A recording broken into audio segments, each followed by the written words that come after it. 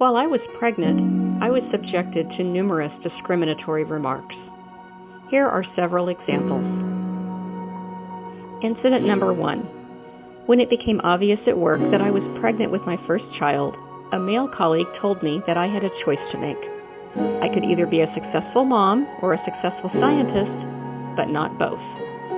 He then continued to name several successful scientists that did not have children, and said that he could not name a successful female scientist that had a child.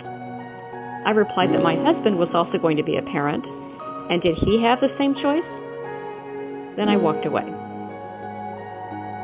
Incident number 2. When I was 7 months pregnant with my first child, a male colleague approached me in my office and told me that it would not be appropriate for me to accept any more PhD students into my research team because of my, quote, condition, unquote. When I asked him what condition was he referring to, he backtracked and said that what he meant was that since I already had a PhD student working for me, I should not take another, and I should let other faculty have a student. I then reminded him that every faculty has the same opportunity to recruit a student, and that ultimately students choose whom they want to work with, and that their choice was then approved by the School of Medicine Graduate Committee. He then told me he did not mean anything by it and left the room. Incident number 3.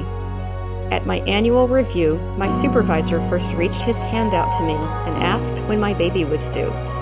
I was surprised because I was only 3 months pregnant with my second child and had told only a few personal friends. He then said he hoped I realized having a second child would ruin my career and that I would not get National Institutes of Health grant funding again. I replied that I had just received news that my NIH grant just received the top score and that I would be funded for the next 5 years, and proceeded to say that I disagreed with his evaluation. He apologized a week later by email.